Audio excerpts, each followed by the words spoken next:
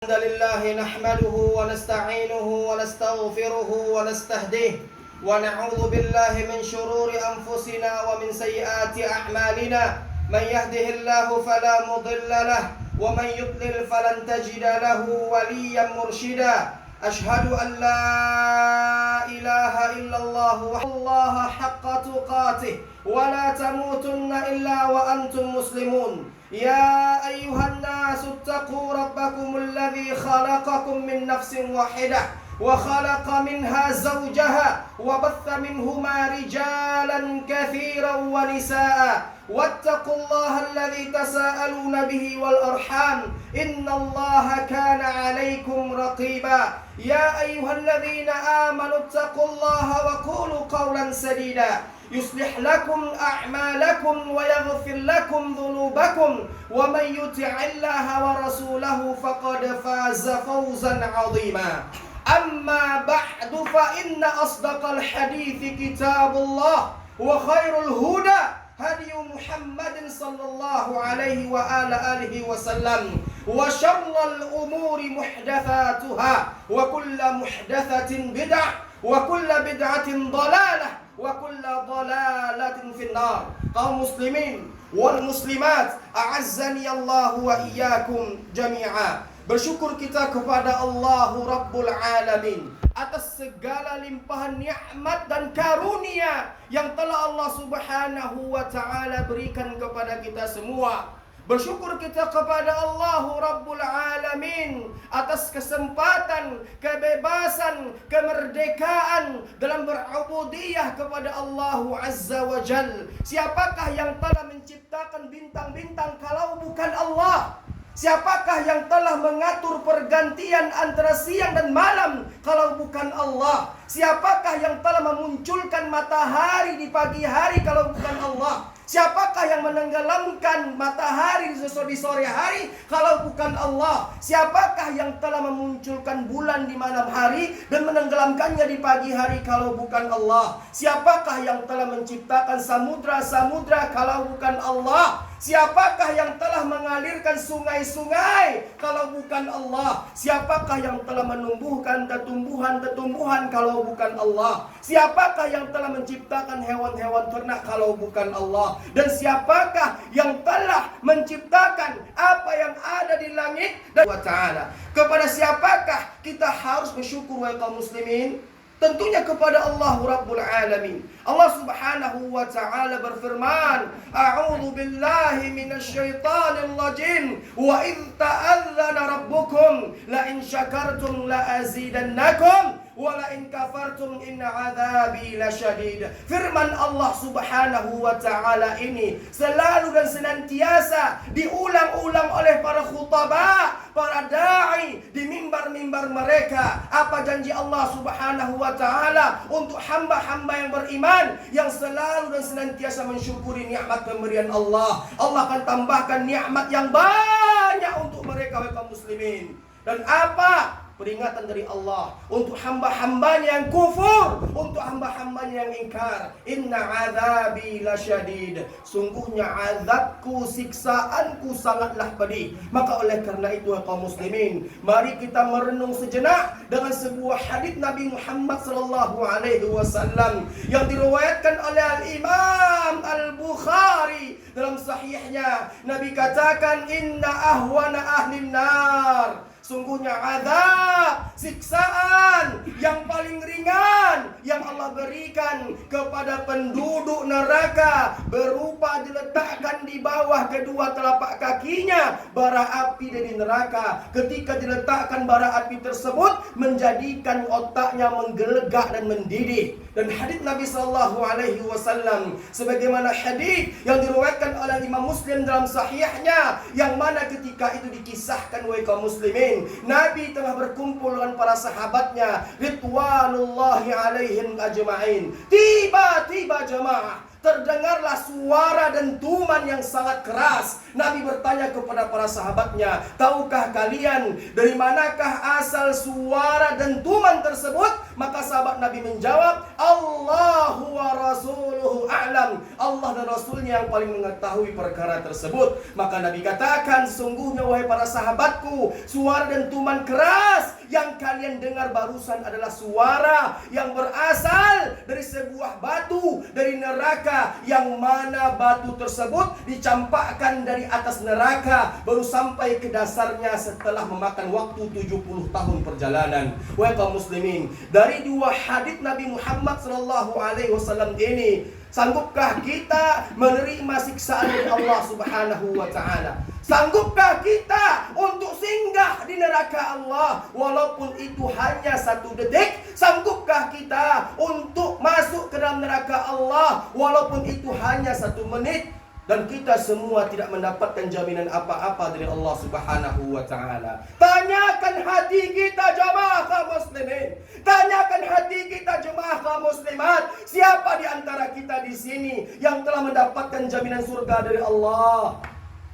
Siapa di antara kita di sini yang telah mendapatkan stempel surga dari Allah? Tidak ada jamaah. Hatta sampai khatib yang berkhutbah pada pagi hari ini, kita semua tidak mendapatkan jaminan apa-apa dari Allah. Artinya apa jamaah kaum muslimin? Ketika kita tak mendapatkan jaminan apa-apa dari Allah, kita berpotensi masuk ke dalam neraka Allah Subhanahu wa Ta'ala. Maka oleh karena itu, sebelum Allah memanggil kita, persiapkan bekal sebaik mungkin.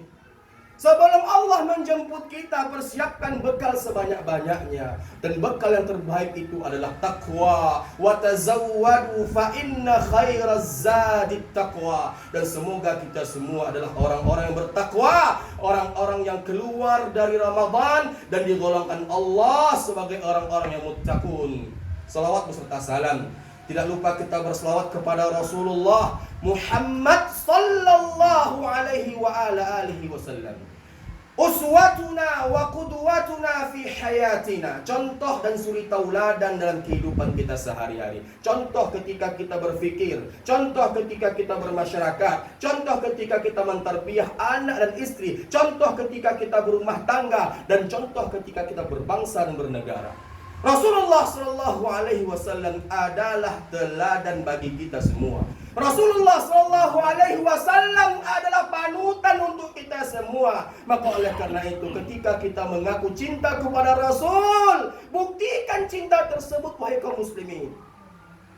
Setiap individu muslim ketika ditanya, apakah engkau cinta kepada Rasul? Semua kita pasti menjawab ya.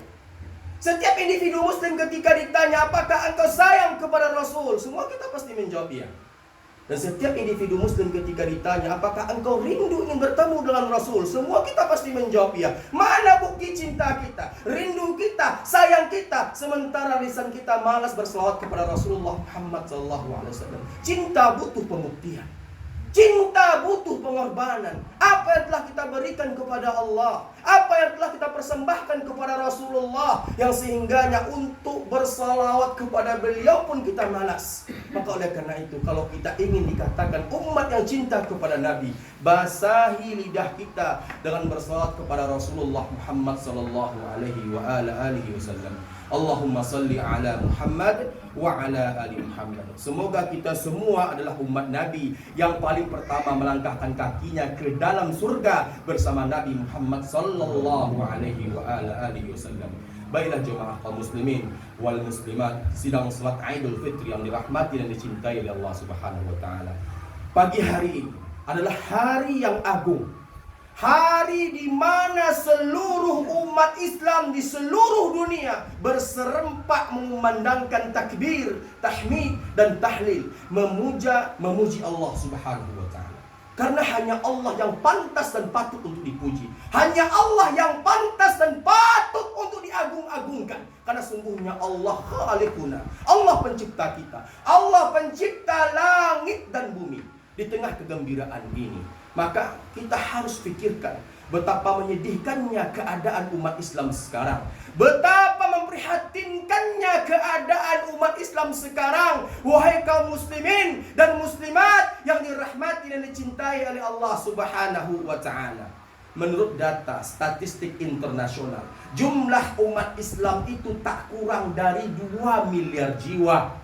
Walaupun terdapat perbedaan pertikaian dari sisi jumlah, namun dikatakan bahwasannya jumlah umat Islam di seluruh dunia itu tak kurang dari 2 miliar jiwa. Mewakili 60 negara yang mayoritas berkependudukan Muslim. 60 negara. Dan sekarang kita melihat bagaimana kondisi umat Islam. Kondisi umat Islam berada di tengah kehancuran mereka. Kondisi umat Islam berada di tengah keterpurukan mereka. Sekarang kita melihat bagaimana kaum muslimin diintimidasi, dibombardir, dan mereka dizolimi di mana-mana. Dan umat Islam hanya bisa menangis, hanya bisa meratap, melihat dan menyaksikan keadaan tersebut. Baru-baru ini kita melihat, belum lagi 1 minggu lamanya kita melihat Al-Aqsa diserang oleh tentara Zionis. Bagaimana perlakuan mereka kepada umat Islam Palestina? Sungguh sangat menyayat hati kita. Hati yang walaupun terdapat keimanan, walaupun hanya sebesar zarrah, tak tega hati mendengarnya, tak tega telinga mendengarnya, tak tega mata menyaksikannya. Bagaimana umat Islam dibantai satu persatu oleh tentara Zionis. Mereka beribadah senantiasa diawasi dan ditakut-takuti. Dan banyak di antara kaum muslimah yang diperkosa di sana. Ulama-ulama dibunuh, anak-anak kecil disembelih dan dibantai oleh mereka. Apa yang dapat dilakukan oleh negara-negara Islam? Mereka hanya diam. Mereka hanya diam. Mereka hanya menangis, menyaksikan peristiwa demi peristiwa yang terjadi terhadap Palestina. Pindah kita dari Palestina ke Myanmar. Bagaimana genosida yang terjadi di sana, pembantaian besar-besaran, pembumi hangusan kepada etnis Rohingya. Tak ada satupun yang mereka lewatkan. Mereka bantai, mereka siksa, mereka perkosa, mereka bunuh. Masjid mereka ratakan, Al-Quran mereka robek-robek, Allah mereka hinakan, Rasulullah SAW mereka lecehkan. Apa yang dapat dilakukan oleh umat Islam? Lagi dan lagi umat Islam hanya diam. Pindah kita dari Rohingya ke Uighur, sebuah etnis di Cina yang mayoritas penduduknya Islam. Dipaksa untuk meninggalkan dan menanggalkan akidahnya. Dipaksa untuk meninggalkan agamanya, membatalkan puasanya, disiksa sedemikian rupa yang menyebabkan tak sedikit di antara mereka yang meninggal dunia. Lagi dan lagi, apa yang dapat dilakukan oleh negara Islam? Apa yang dapat dilakukan oleh dunia Islam, wahai kaum muslimin? Umat Islam hanya menangis. Umat Islam hanya meratap. Umat Islam hanya melakukan apa yang menjadi kemampuan mereka, tanpa harus bisa membantu saudara-saudari mereka yang terzolimi di sana. Dan kita melihat pemberitaan di media massa tak habis-habisnya memberitakan tentang bagaimana kesedihan, kesengsaraan, pembunuhan, pembantaian yang dilakukan terhadap umat Islam. Apakah jangan-jangan apa yang telah disabdakan Nabi Muhammad SAW 1400 tahun yang lalu benar-benar terbukti, wahai kaum muslimin? Nabi katakan dalam sebuah hadis yang diriwayatkan oleh Imam Al-Hakim dalam Al-Mustadrak, kata Nabi Muhammad SAW, kelak akan datang suatu masa, kelak akan datang suatu zaman yang mana umat Islam itu diperebutkan oleh musuh-musuh mereka, sebagaimana berebutnya orang-orang lapar yang memperebutkan sekerat daging untuk mereka makan. Maka ketika itu sahabat Nabi bertanya kepada Nabi Muhammad SAW. Sahabat Nabi bertanya kepada Nabi Muhammad SAW, amin qillati nahnu yawma'idhi ya Rasulullah. Tanya sahabat Nabi, apakah ketika itu jumlah kami sedikit wahai Rasulullah? Maka Nabi katakan tidak, jumlah kalian banyak. Bahkan Nabi mengumpamakan jumlah kita itu seperti buih yang ada di atas lautan. Apa makna filosofi dari sebuah buih? Buih tak memiliki pondasi kekuatan yang tangguh dan kokoh. Buih terombang-ambing tanpa arah dan tujuan, sesuai dengan arus air yang kuat yang berjalan. Begitulah Nabi mengumpamakan kondisi umat Islam di akhir zaman. Dan kata Nabi Muhammad SAW, dan dihinggapinya sebuah virus atau penyakit di dada-dada kaum muslimin. Apa penyakitnya? Al-wahnu. Mahwal wahnu ya Rasulullah. Apa itu al-wahn ya Rasulullah? Kata Nabi Muhammad SAW, hubbud dunya wa karahiyatul maut. Cinta kepada dunia dan takut kepada kematian. Berapa jumlah kita tadi kaum muslimin? Tak kurang dari 2 miliar jiwa. Sedikit atau banyak? 2 miliar jiwa itu bukan sedikit kaum muslimin. Yang mewakili 60 negara yang mayoritas berkependudukan Muslim. Orang-orang Yahudi yang ada di atas permukaan bumi ini, kaum muslimin wal muslimat, jumlah mereka hanya belasan juta jiwa saja. Yang mewakili satu negara yang bernama Israel Raya. 1 melawan 60. Masa yang menang itu 1? Secara akal sehat tak dapat kita nalar, tak dapat kita pikirkan, tak dapat dan tak tembus akal sehat kita ini. Masa yang 1 dapat menghancurkan yang 60? Masa yang belasan juta jiwa dapat memporak-porandakan yang berjumlah 2 miliar jiwa? Di mana letak kelemahan kaum muslimin? Letak kelemahan kaum muslimin itu adalah perpecahan, iftirak bainal muslimin, perpecahan, pertikaian yang tak berkesudahan di antara kaum muslimin. Padahal Nabi telah berwasiat untuk kita, umatnya, alaikum bil jamaah, hendaklah kalian itu senantiasa bersatu, berjamaah, dan hindarilah perpecah belahan. Sekarang kita lihat kaum muslimin di seluruh penjuru dunia, mereka berpecah, mereka bercerai-berai, mereka itu jauh dari istilah bersatu di bawah kalimat thayyibah la ilaha illallah Muhammadur Rasulullah, yang sehingganya apa? Allah angkat kekuatan dari diri mereka. Allah cabut rasa takut dari musuh-musuh mereka. Coba kita lihat, ketika kita membuka lembaran-lembaran sejarah, wahai kaum muslimin, ketika kita membaca, menyaksikan, melihat ketika perang Badar meletus, berapa jumlah kaum muslimin dan berapa jumlah orang-orang kafir Quraisy ketika itu? Jumlah kaum muslimin tak lebih dari 313 orang. Sementara jumlah orang-orang kafir Quraisy ketika itu berjumlah 1000 orang, lengkap dengan persenjataannya, pemanahnya, ahli tombaknya, pasukan berkudanya. Sejarah membuktikan mereka hancur, luluh lantak, dihantam oleh badai pasukan prajurit kaum muslimin. Yang kedua, perang Yarmuk meletus. Perang Yarmuk berkecamuk. Ketika itu perang dipimpin oleh panglima besar kaum muslimin yang bernama Khalid ibnul Walid radhiyallahu anhu. Ketika itu, hai kaum muslimin, dikisahkan oleh para sejarawan, termasuk diantaranya ulama besar yang bernama Al-Imam Adz-Dzahabi di kitab Siyar A'lamin Nubala, dikatakan bahwasanya jumlah kaum muslimin ketika itu berjumlah 46.000 orang. Tolong catat itu. Jumlah kaum muslimin ketika itu berjumlah 46.000 orang. Yang mereka lawan itu, hai kaum muslimin, adalah pasukan Romawi yang berjumlah 200.000 orang. 46.000 berhadapan dengan pasukan yang berjumlah 200.000 orang. 1/4 juta. Sempat terjadi ketakutan serta kekhawatiran di diri kaum muslimin. Kenapa? Mereka melihat pasukan Romawi yang sangat banyak sekali.